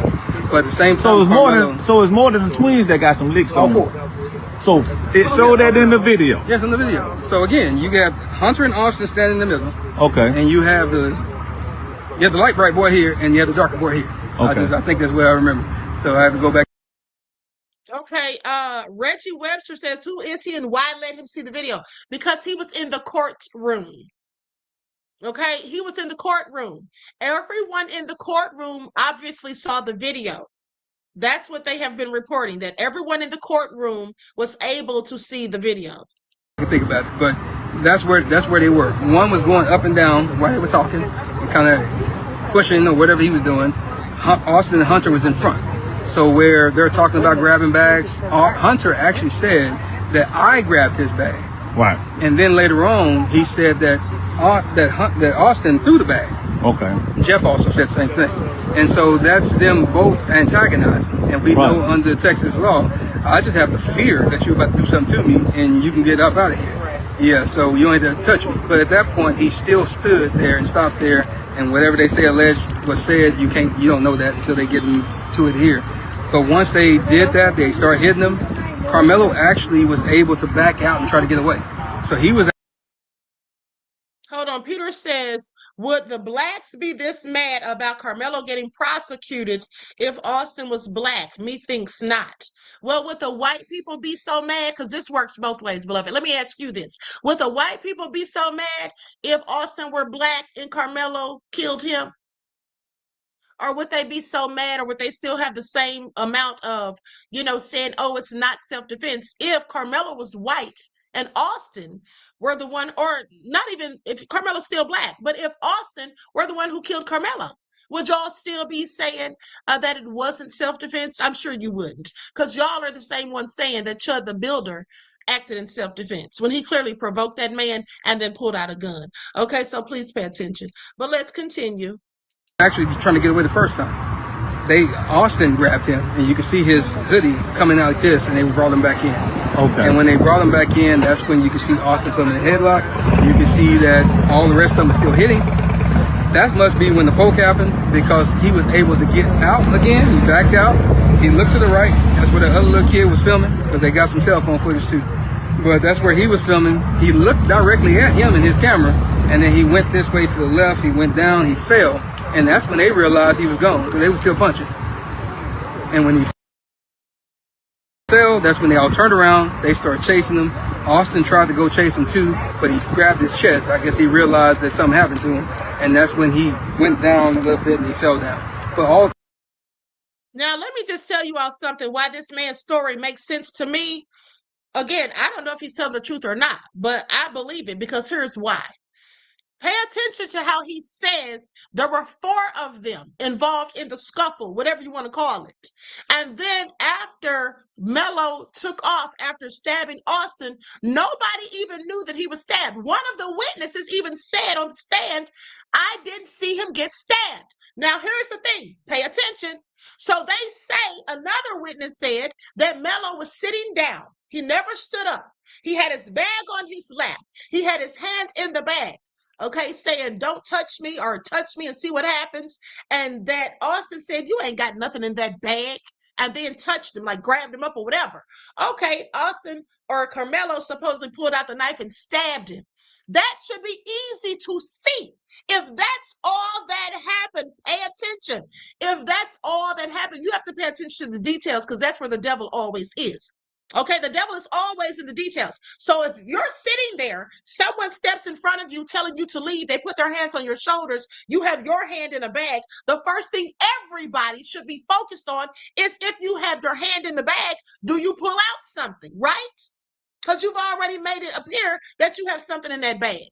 Now you pull out a knife and stab this person and run. Nobody, even the person you stabbed, doesn't know they got stabbed. They don't know until after the fact. The reason they didn't know Austin was stabbed is because there was too much chaos going on. They were all around Karmelo fighting him, like that man said. Now, if that's the truth, and I believe it is, if they were all fighting him and he pulled out a knife and stabbed him, they wouldn't see it, because everybody's fighting and swinging. And then he ducks out and runs. Now, the man said that he tried to leave in the first place when they first started with him, but then they snatched him back up. So if he stabbed him and nobody saw and nobody knew that Austin was stabbed, not even Austin, that makes me think that there had to be something going on that had their attention to where they just didn't just see that. You all understand what I'm saying? That's why I want to see that damn video. That's why they need to release that video to the public so we all can see exactly what happened, but they're not going to do that. And I think this is all the reason why they're not going to do it, and also why they're not allowing cameras in the courtroom, because this is not even a federal case. Why is it not allowed to be streamed? They're hiding something. I want you all to pay attention. I absolutely believe they all jumped him, just like this man says. Just like this man says. That's why he was so scared. Okay, and who wouldn't be? And all of these people are bigger than you. And I also don't believe that they told him 15 times to get out from under that tent, that other people were telling him, because they never said that until now. Okay, they never said that until now. Now, all of a sudden, everybody was telling him to leave. No. And how you know they're lying about that is because a couple of the witnesses have already said Austin noticed him and walked over. So if Austin noticed him, just happened to look over and see him, and then walked over and told him to leave, then if everyone had been really telling him to leave, Austin should have been noticed him when everybody else is telling him to leave. They're telling conflicting stories. Okay, I want you all to pay attention, because some of them are not remembering the lies that they were told to say, in my opinion. Now let's continue. 3 of them was chasing, but Karmelo was so fast, he got away and went around to the coach. And so you can see them on the video pointing toward Karmelo and the coach. And I can imagine, because Karmelo out of the camera on that moment, that he was telling the coach what happened. And then that's when Hunter said he whipped his head around. That's a true statement. He just wasn't sitting with you. He whipped his head around. You see him on the video. And that's when he walked over to where Austin was, but he never touched him. So all that stuff about him rendering aid and holding his heart, and he never did that, because the coach grabbed him and he was holding him. So at the end of the day, that's kind of where the moment went. But they did assault him, and we'll just play the game. Even if it was just a push, you still assaulted him, because it was unwanted. By your own definition and your word of him saying that, leave me alone, and I'm not going, you assaulted him, period. But they did beat him. And if you look at the, not the photo that Fox 4 put out, because that was one that they actually edited. I have the emails to prove it. But the actual Collin County one, you can see the webs and stuff on his eye. You can see the bridge of his nose is swollen. You can see the webs. Now listen, this man is saying that you can literally see the bruising on Karmelo. He's saying that his nose was swollen and that they airbrushed it on Fox News, if I'm not mistaken. Under his neck. And so that's the reason why they edited the one from Fox and kind of airbrushed it. And you can see they put the locks of his hair that got taken out as well. Crazy to me how everyone in Texas is all about stand your ground and self-defense until that person doesn't look like me. This case is racially charged, and stick with me here. If the roles were reversed, if Karmelo Anthony was 220 pounds with his twin brother picking on a white kid, putting hands on a white kid, and he got unalived, y'all would say that he got exactly what was coming to him, and if he would have kept his hands to himself, he would still be here today. Because y'all want to say, oh, it's not self-defense. Austin and his brother are 220-pound football players, and Karmelo was 130 pounds. If you can't visualize that, I'm 180. I got 50 pounds on the kid. Not only were they both in his face, but one of them put hands on him. He was scared. You can't tell me that race isn't a thing, because it's in my TikTok comments, and I've seen hundreds of comments on Facebook. So if you flip this scenario and Karmelo Anthony was the aggressor in this situation and your opinion changed, you are racially biased. And to the white people in my comments calling me a white savior, God forbid I have empathy. If you're RICS, just say that and move on. In my last video, I said I didn't know why Karmelo Anthony was sitting under that tent. Turns out it started raining, and Karmelo got permission from the coach. That's not even his school. He got permission from a coach to sit under that tent. Granted, it's free seating, but he got specific permission. And don't get me wrong, it's absolutely tragic that Austin lost his life. His parents lost their son. No parent should have to ever lose their kid. But it makes me think, what would have happened if Austin and Hunter would have left Karmelo alone and not talked to him? Not approached him, not instigated a situation and then escalated it by putting hands on him. I feel like Austin and Hunter were looking for trouble, because if they were really so aggravated by this kid sitting there for whatever reason, they would have gotten an adult to remove him. They wouldn't have approached him, talked shit, and put hands on him. That's exactly what I said. That's exactly what I said. They were the troublemakers. They were looking for trouble. They have flipped the script to act as though Karmelo was looking for trouble. He was sitting there minding his business peacefully until Austin came over and approached him. But look at how the devils can flip the script. Probably get crucified for this, but I don't care. What's right is right, what's wrong is wrong. Crazy to me how... Whatever the outcome, Karmelo Anthony is innocent. It was self-defense. I'm just going to make sure that's loud and fucking clear. To all my fellow white people right now, Karmelo Anthony is innocent. Period. Period. Okay? Period. Now, some white people are not going to lie. They're not going to lie and paint false narratives. That's what they're not going to do. Because anybody knows with common sense. We all know that if it had been the roles reversed, all of these racist devils saying that it's not self-defense, he's a killer and all of this, oh, don't let him out, he's going to kill again. This is what they're saying. If this were the shoe on the other foot, they wouldn't be saying any of it. How is Karmelo guilty and it wasn't self-defense, but then Chud the Builder, it was self-defense? He pulled a whole gun on somebody. The man attacked him, trying to defend himself after he sees the gun. Chud shoots him, but they say that's self-defense. Not to mention, Chud was absolutely provoking people, going up to people, harassing them. Okay? But you see how when it's in favor of them, it's always a different story. Okay? Or when it's not in their favor. They always want to flip the narrative and make it something else. Okay, please pay attention. Now, with that all being said, I'm going to conclude this broadcast. I want to thank you all for tuning in once again. Please like and share, subscribe to the channel if you haven't. Oh, hold on. I got one more thing to show you all. This is from Neek at Night. Hold on. She posted this like an hour ago. It's just showing the people outside. It looks like Jake Lang is there on this video. She posted a couple of hours ago. It's just a brief clip. It's like 3 minutes, but it looks like Jake Lang, the wanted supremacist. Okay, it looks like he's there. That's who this looks like. Let's check this out before we head out of here. I'm going to use an overlay.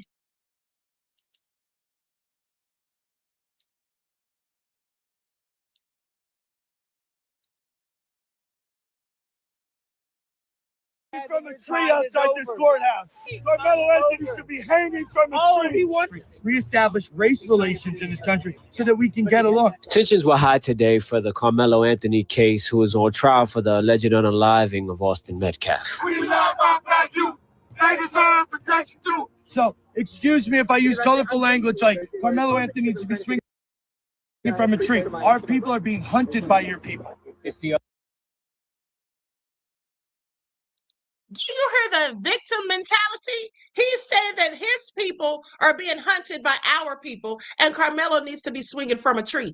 Okay, just listening to the way he talks, how could the people who talk like that and are clearly racist ever accuse us of hunting them? Okay, I'm sorry.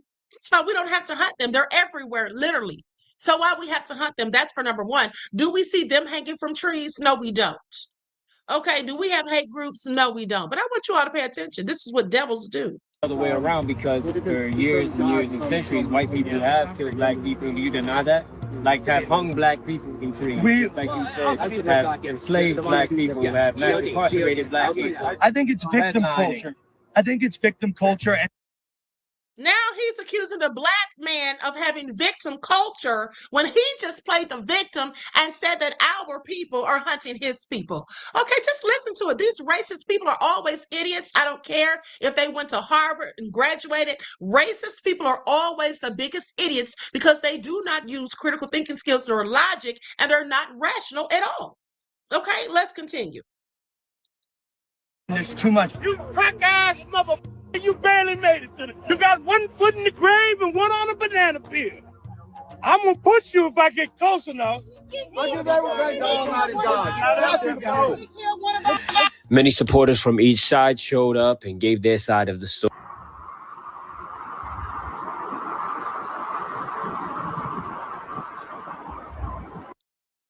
It says, after the morning break yesterday, the man in black waited near my car and recorded which car I got into with his phone. On the next break, him and the white woman parked next to my car and were sitting in the car when I came out the courthouse at lunchtime break. He has been there all week, mad dogging me.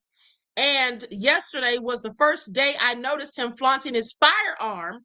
I moved my car from next to them as these are clear attempts to intimidation. Okay, at the courthouse. The courthouse is doing nothing about it and allowing this woman to do this.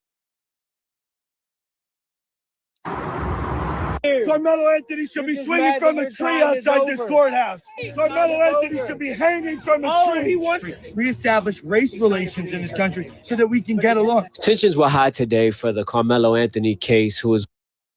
I am here on Saturday's session of court at the Collins County Courthouse. I made it inside the court. again for the 5th day of trial. It is a lot going on. The star witness, he seems to be the main one that egged this whole thing on.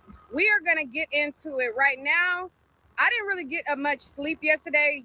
Yesterday was so long of a day. Like, it was a lot going on. It's a lot of moving parts, a lot of stuff I still haven't talked about yet that I will fill you guys in on eventually.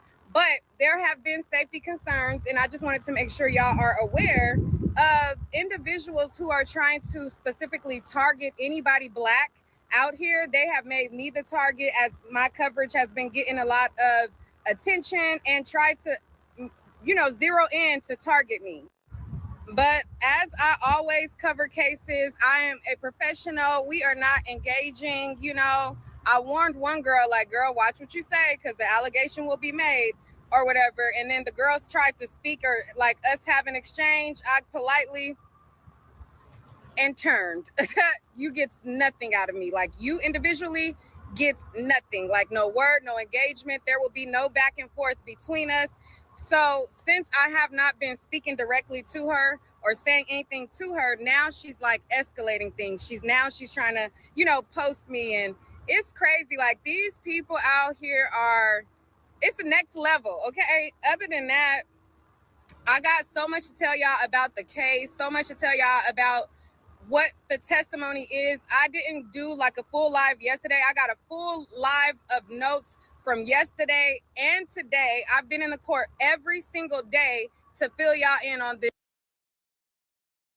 Okay, so we're gonna definitely talk about what she shares next, but let me just tell you all this. Another thing that Neek said that ticked me off, she said that while she's been down there, there's obviously some Caucasian blogger who's down there, and she's rage baiting. Okay, so she's likely getting on live lying, because Neek didn't want to say she was flat out lying. She just said that she's never seen or heard any of the things that this woman is claiming that are happening to her. She's never seen any of this. So she's likely getting on her platform and trying to act as though Black people are trying to start stuff with her when the Black people are not bothering her. Okay. Second of all, she lied on Neek.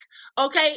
Someone came and told Neek that this person was telling the sheriffs that the reason she couldn't get into the courtroom the other day is because Neek cut her in line. Flat out lie. Neek didn't cut her in line. Neek got there right before 6 o'clock, as the judge told everyone to. She said the judge said don't get there before 6, so she and her uncle got there about 5:50. So rather than just pull into the parking lot, they rode around until it was like 5:58. She said then they went in. As they pulled into the parking lot, she said they saw that there was like 25 people already in line. And she was thinking, how did y'all get in line when we're supposed to have only gotten here at 6? So long story short, she got in front of somebody. Well, not even in front of them, but she stepped to the side to speak to a fellow YouTuber. Okay. And I think it was Gerald from the North Carolina Beat, to basically ask him, how did y'all get in line so fast? I thought the judge showed us yesterday we had to do this. And then some woman says, oh, wait a minute, like trying to, imply that she's cutting the line. She says, no, calm down. I'm just asking a question. I'm just curious. And then she gets back in her place. Now, the other girl who's telling these lies, saying that she got cut, she got there too late. By the time she got there, there was already enough people, because if I'm not mistaken, they only let about 27 people from the public enter into the courtroom. Okay, so she just didn't get there on time, and she's sitting up here lying. And now Neek says she's showing her pictures, posting her pictures and stuff, clearly trying to start BS. Okay, I wish I was down there, honey. Okay, I wish I was down there at the end of the day, because they would really be mad at the stuff I'm saying about this story, and I know they would. And I would give 0 Fs. Okay, so anyway, with that all being said, we're about to be out of here. Listen, it is what it is. The devils continue to lie. That's all they ever do when it comes to people who look like me. That's all they ever do. They don't want the truth. Okay, they don't want the truth. Now, here's what someone posted. They say every witness in the Karmelo Attny case, this is what I reshared on X. Listen, it says every witness in the Karmelo Attny self-defense case has testified on the record that Austin verbally assaulted Mr. Attny multiple times before physically assaulting Mr. Attny instead of getting an adult or authority figure. These violent acts caused Mr. Attny to defend himself against a much bigger, brutish aggressor, which unfortunately led to Austin losing his own life. All of this could have been avoided if Austin would have allowed another fellow human being to sit in peace. What is the world coming to? That's absolutely the truth. That is absolutely the truth. Okay, I have to agree. I have to absolutely agree. Like I told you all days ago, if Austin had just minded his own business, this wouldn't even be happening. Okay, so anyway, I don't know if I'm coming back later, but I will be here. I'm not coming back later, but I will be online tomorrow. Okay, I will be here tomorrow. So afternoon, maybe the morning, I'm not sure. But anyway, I'll be here tomorrow. Okay, so I love you all. I hope you enjoy the rest of this beautiful day. Enjoy your strong end, not the weekends, leaving you in a weakened state of mind. And each one teach one. That's how we grow and thrive. Do something productive, constructive, but never destructive. And always remember, beloveds, to keep the Most High first in your lives. Peace.